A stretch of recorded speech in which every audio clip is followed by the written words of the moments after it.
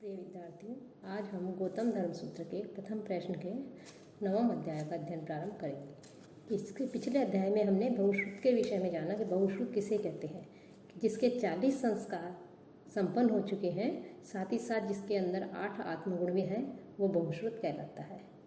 लेकिन जो व्यक्ति इन 40 संस्कार गिनाए गए हैं अष्टम अध्याय में, उनमें थोड़े से भी संस्कारों से यदि युक्त होता है, अर्थात उसके कुछ संस्कार नहीं होते हैं लेकिन 8 आत्मगुणों से युक्त होता है, तो वह ब्रह्मलोक को प्राप्त करता है। तो 40 संस्कारों के साथ साथ उसके 8 आत्मगुण होने भी आवश्यक है। यह हम पिछले व्याख्यान में पढ़ चुके हैं। अब 9वें अध्याय में जो स्नातक है, उस स्नातक के कर्तव्यों का, उसके व्रतों का, उसके नियमों का, उसके आचरण के विषय में बताया है।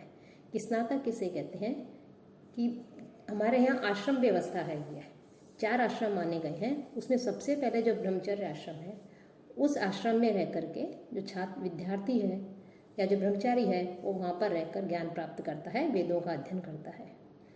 तो जो वेदों का अध्ययन जब उसका पूरा हो जाता है, जब उसके ब्रह्मचर्य आश्रम की अवधि समाप्त हो जाती है, तो वो उस समय गुरु को यथाशक्ति गुरु की इच्छा अनुसार दक्षिणा आदि दे करके समावर्तन जो संस्कार है वो संपन्न करके वह आश्रम विवाह संस्कार के द्वारा गृहस्थ आश्रम में प्रवेश करता है और गृहस्थ धर्मों का पालन करता है। तो इस प्रकार से ब्रह्मचर्य आश्रम में जो रहता है, उस ब्रह्मचारी के भी 2 भेद बताए हैं, उपकुर्वाण और नैष्ठिक। कि नैष्ठिक ब्रह्मचारी तो वो है कि जो जीवन पर्यंत ब्रह्मचर्य आश्रम की अवधि पूरा होने के पश्चात भी और अधिक ज्ञान प्राप्त करने के लिए वो विवाह आदि नहीं करता और वो जीवन पर्यंत ब्रह्मचर्य व्रत का पालन करता है। और उपपुर्वाण है, उसके भी स्नातक, परास्नातक आदि भेद हैं।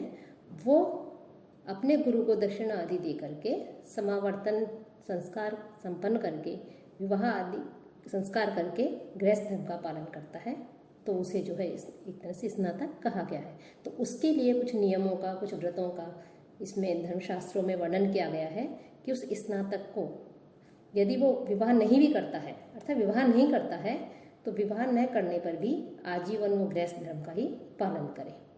विवाह कर सकता है, लेकिन यदि वो विवाह नहीं करता स्नातक, तो विवाह न करने पर भी उसे आजीवन गृहस्थ धर्म जो है उनका भी पालन करना पड़ता है। तो पहला सूत्र है, स विधि पूर्वकम स्नात्वा भार्याम अधिगम्य यथोक्तम गृहस्थ धर्मान प्रयुज्यान इमानी व्रतानि उत्कर्षेत। वह अर्थात जो ब्राह्मण क्षत्रिय आदि जो है ब्रह्मचारी है, वो विधि पूर्वक स्नात्वा से तात्पर्य है समावर्तन संस्कार से है, कि समावर्तन स्नान आदि करके विवाह कर सकता है और उसके पश्चात गृहस्थ धर्म जो बताए गए हैं पिछले अध्याय में, उन गृहस्थ धर्मों का पालन करते हुए इन व्रतों का आचरण करे। तो किन व्रतों का आचरण करे, किन नियमों का पालन करे, उसके लिए आगे बताएंगे। कि स्नातक है कि जो स्नातक है वो भी इन नियमों का पालन करे। स्नातक अर्थात विवाह न करने पर भी आजीवन गृहस्थ धर्म का वो पालन कर सकता है।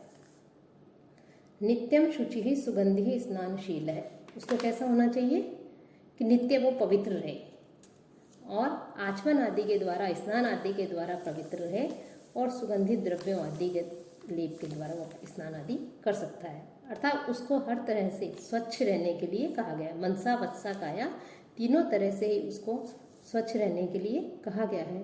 जो वस्त्र आदि उसके लिए बताए गए हैं, वो वस्त्र आदि जो है स्वच्छ हो, गंदे वस्त्र नहीं हो। बहुमूल्य वस्त्रों को जो है वो गुरु के अतिरिक्त अन्य व्यक्ति के द्वारा पहने गए वस्त्रों को वो नहीं पहने। साथ ही साथ जूते, जो वस्त्र आदि हैं, उसके माला है, जूते आदि हैं, उनके भी जो है दूसरों के पहनने का निषेध किया है। लेकिन यदि वो अभावग्रस्त हो, विपत्ति में हो, समर्थ नहीं हो कि वो स्वयं नई वस्तुएं खरीद सकता है, तो जो पुराने हैं उनको वो स्वच्छ करके उनका उपयोग कर सकता है। साथ ही साथ उसके लिए ये विधि भी बताई गई है, उसे किस प्रकार से अग्नि और जल इसको ग्रहण करना है, किस प्रकार से वो इनका पान कर सकता है। जो दूध जल आदि पेय पदार्थ हैं उनको अंजलि से पीने का उसका निषेध किया है। साथ ही साथ खड़े होकर आचमन का भी निषेध है, अर्थात अंजलि से वो नहीं पिए, बल्कि इनको किसी में जो बर्तन कह सकते हैं हम, उसमें डाल करके जो है उनको पानी पिए। साथ ही साथ जो निम्न जातियाँ बताई गई हैं उनके स्पर्श किए हुए से जो है उस वस्तु को ग्रहण नहीं करे। साथ ही साथ उसके लिए स्वच्छता का वर्णन करते हुए कहा गया है कि वो वायु, अग्नि, ब्राह्मण, सूर्य, जल देवता और गाय आदि हैं, इनकी ओर मुख करके अपने नित्य कर्मों से जो है निवृत्त नहीं हो, न ही उच्छिष्ट अपना और जो शरीर का जो मल है उसको इधर उधर डाले। और देवता और ब्राह्मण, गो आदि हैं, इनकी तरफ पैरों को नहीं फैलाए, अर्थात इनकी तरफ पैर करके न तो शयन करे और न ही बैठे। साथ ही साथ उसके लिए और भी जो भस्म है, केश है, इनके लिए बताया है कि इन अपवित्र पदार्थों का स्पर्श नहीं करे, उन पर नहीं बैठे। साथ और जो ब्राह्मण है, ब्राह्मण को जो है संभाषण का भी उसमें वर्णन किया गया है कि उसे किस प्रकार से पुण्य आत्माओं का मन से ध्यान करे और श्रेष्ठ व्यक्ति जो है उनके साथ में संभाषण करे। और जो दूध आदि हैं उसको ग्रहण करने के लिए भी कहा है कि जो दूध आदि हैं वो भी वो ग्रहण कर सकता है। और कुछ शब्द कहे गए हैं कि उन शब्दों को वो इस रूप में प्रयोग करे कि यदि कोई अभद्र वस्तु है तो अभद्रम भद्रम इति, कोई अभद्र वस्तु है उसको भी वो भद्र कह करके कहे। कपाल को भगाल कहे, इंद्रधनु कहना हो तो उसे वो मणिधनु कहे। तो उसके लिए कुछ शब्द बता दिए कि कोई शब्द ऐसे हैं उनके लिए इस प्रकार के शब्दों का वो उच्चारण करें। तो इस प्रकार से जो स्नातक है उसके लिए कुछ धर्म बताए गए हैं।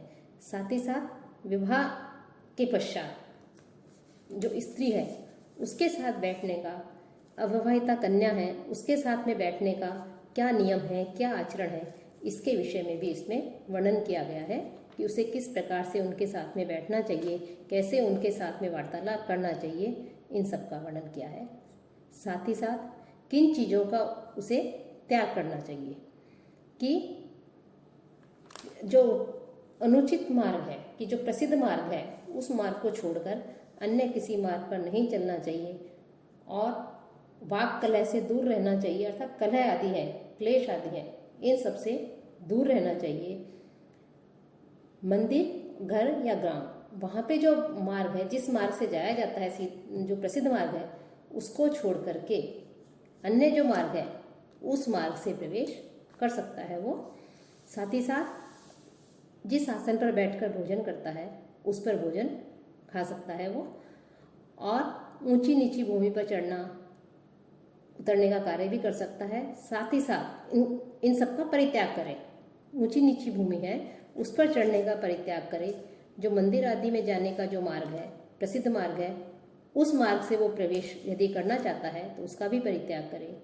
और उसके लिए जो कर्म बताए हैं उनके अतिरिक्त यदि प्राण संकट में हो तो प्राण संकट से में होने पर जो कर्म है उसके लिए उन कर्मों को वो परित्याग कर सकता है।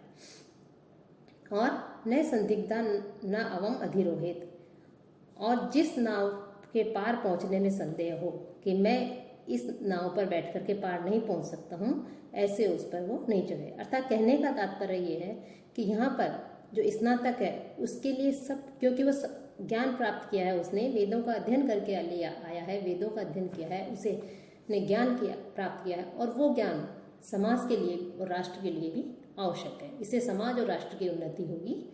तो इसलिए उसको अपने आप को सुरक्षित रखना भी आवश्यक है। तो इसके लिए विहित और निषिद्ध कर्म बता दिए जिससे वो उन सभी उपायों के द्वारा अपनी रक्षा करे। तो इस स्नातक के लिए साथ ही साथ उसके लिए किस दिशा में बैठ करके वो जो है अपने दैनिक कार्य कर सकता है, इनके विषय में बताया है। क्या उसके लिए विहित है, क्या निषिद्ध है, इनका वर्णन करते के साथ साथ संध्या काल में उसके लिए क्या निषिद्ध है इनका वर्णन किया है। और जो उसके लिए आवश्यक है पूर्वाह्न, मध्याह्न, सायंकाल, उसको क्रमशः धर्म, अर्थ और काम को निष्फल न करे। अर्थात धर्म, अर्थ और काम, ये तीनों जो पुरुषार्थ हैं ये भी उसके लिए आवश्यक बताए हैं और तीनों पुरुषार्थों का वो पालन करे कि पूर्वाह्न में, मध्याह्न और सायंकाल के समय जो धर्म, अर्थ और काम पुरुषार्थ बताए हैं कि किस प्रकार से इनका पालन करे, तो उनको भी जो है वो सफल बनाए, उनका पालन करना चाहिए। लेकिन धर्म, अर्थ और काम, इन 3 पुरुषार्थों का पालन करे तो इसमें धर्म को ही प्रधान माना गया है। अर्थात धर्म जो है उसके विरुद्ध वो अर्थ और काम का सेवन नहीं करे। कि चारों जो पुरुषार्थ है उसमें एक तो मोक्ष है, वो तो बाद का पुरुषार्थ है, लेकिन जो 3 पुरुषार्थ है उन तीनों पुरुषार्थों में भी धर्म को प्रमुखता दी गई है कि अर्थ और काम का भी, पुरुषार्थ का भी यदि सेवन करे तो वो भी धर्म सम्मत होने चाहिए। तो इन सब का भी उसमें वर्णन किया गया है कि किस प्रकार से उसको जो है इन सब नियमों का पालन करना चाहिए। और यदि वो चाहे तो अन्यत्र अध्ययन कर सकता है, लेकिन अन्यत्र अन्य स्थान पर जाकर यदि वो अध्ययन करना उसके लिए संभव हो तो वो अध्ययन को कर सकता है। अर्थात यदि वो आगे भी अध्ययन करना चाहे तो अपना स्वाध्याय आदि के द्वारा उन अध्ययन को संपन्न कर सकता है। साथ ही साथ अपनी इच्छा से कि यदि कहीं यज्ञ आदि का आयोजन हो रहा है, धार्मिक कार्यों का आयोजन हो रहा है, लेकिन यदि उसे आमंत्रित नहीं किया गया है तो अपनी इच्छा से यदि वो जाना चाहता है तो बिना निमंत्रण के भी वो वहाँ पर जा सकता है। अर्थात धार्मिक कार्यों में यज्ञ आदियों को यदि वो देखना चाहता है तो यदि उसको निमंत्रण नहीं मिला है तो भी वो वहाँ जाकर के जो है यज्ञ आदि जो धार्मिक कार्य हैं उनमें सम्मिलित हो सकता है, उनको वो ग्रहण कर सकता है। साथ ही साथ वो राजा जो है उस राजा के पास में भी वो जा सकता है कि राजा के पास में योग और क्षेम, इसके लिए राजा के पास में भी स्नातक जा सकता है।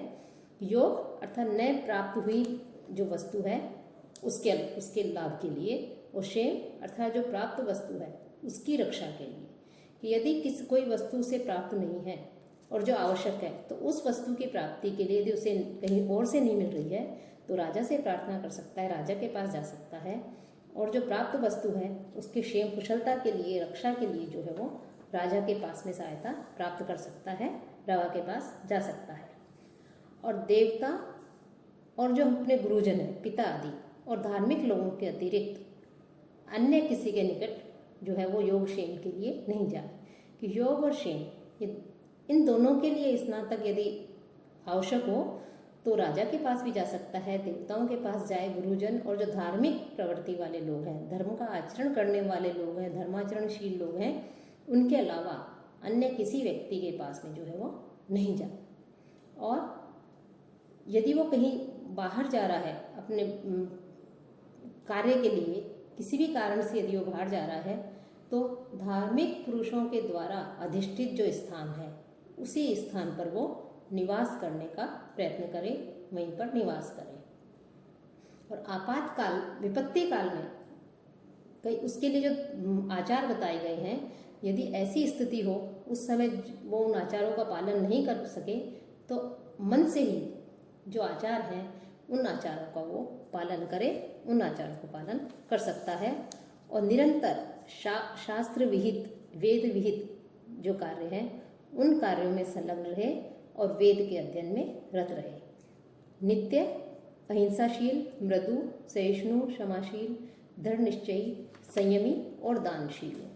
अर्थात उसे जो है इस प्रकार के गुणों से भी युक्त होना चाहिए कि इस प्रकार का आचरण करने वाला स्नातक अपने माता पिता, उनके पूर्व के पितामह, मातामह आदि और बाद के पुत्र पौत्र आदि संबंधियों को पाप कर्म से मुक्त करता हुआ ब्रह्मलोक की प्राप्ति करता है। अर्थात ब्रह्मलोक जो है उसमें अनंत काल तक निवास करता है। तो इस प्रकार स्नातक जो है उस स्नातक के विषय में यहाँ पर उसके आचार विचार, उसके कर्म, उनका जो है इस 9वें अध्याय में वर्णन किया गया है।